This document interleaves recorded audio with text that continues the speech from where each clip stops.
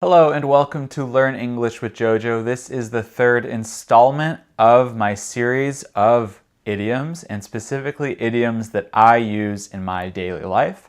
I am American, so I am most likely to use American idioms when I speak, and most of these videos will probably be idioms that you are more likely to hear in the United States than in the UK or another English-speaking country. And the subject of this video, bang for your buck or bang for the buck, is one of those idioms that is used more in the US, and that will become more apparent as to why as I explain the idiom. So what I'm going to do is give you the definition. Why am I counting like this? In the US we count 1, 2, 3, 4, 5. First, I'm going to give you the definition. Then second, I'm going to give you one or two examples, probably two examples because I think it helps to have a lot of examples. And then thirdly, we're going to look at the Google Ngram, which is basically showing the frequency of how often the expression is used in English. And we can compare that with how often it's used in the UK and how often it's used in the United States. So I think it's pretty interesting. You can let me know what you think of this series in the comments, but let's go. So, bang for your buck. Before explaining what the actual expression means, let's look at it word by word. So, buck, maybe you already know this, maybe you don't. It depends on how much experience you have with American English, but buck means $1. I looked up actually why we call it a buck. Hey, how much will this cost? $5.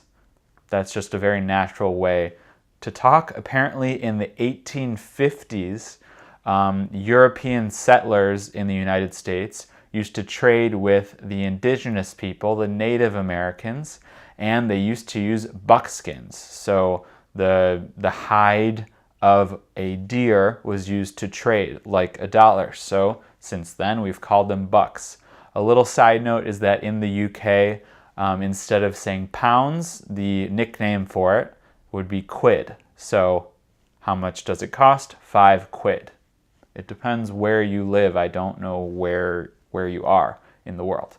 Anyway, the other word we need to look at is bang. Bang just basically means bang, an explosion. Bang! So more explosion for your dollar. That's how I would translate it, even though I'm translating it into the same language. All it means is that you're getting more worth out of the same amount of money or less money. So you're getting more explosion. This is the first example. You're getting more explosion for your money if you buy a larger bomb with the same amount of money. Does that make sense?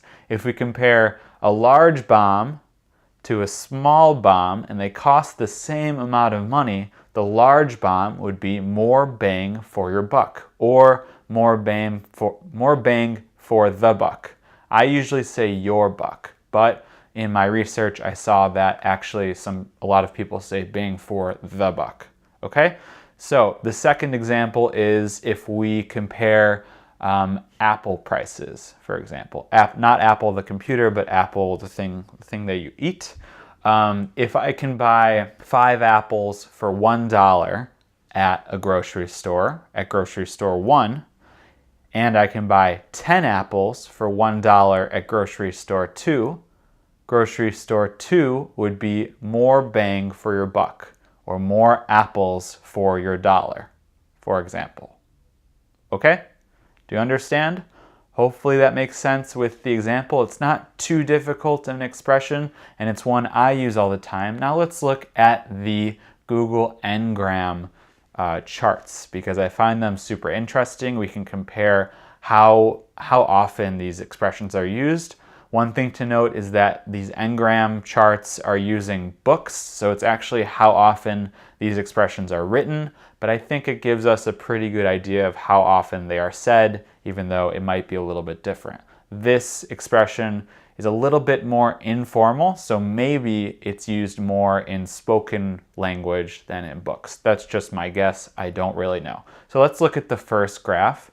You can see I compared it with the other two expressions, the other two idioms that we've seen in my videos. We have off the cuff and we have out of the blue. So out of the blue is by far the most used of these three expressions. And then we have off the cuff and bang for your buck. And I combined it with bang for the buck because I think we should put them together. So it's used a little bit more than off the cuff, and especially in more recent years. So I think it's a good one to talk about because it's very current. Now let's look at comparing the US usage with the UK usage. On the chart it says GB for Great Britain, but you can see that in the US we use it more frequently than in the UK.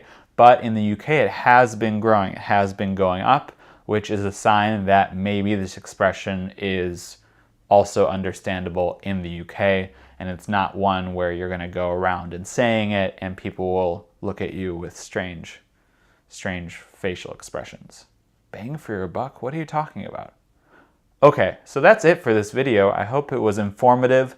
I hope you like this style of video. I like doing them because it's fun to notice myself saying an idiomatic expression, an idiom, and being like, oh, I say that a lot. Oh, that's a good one to write down. Maybe I should show my viewers that. So that's it.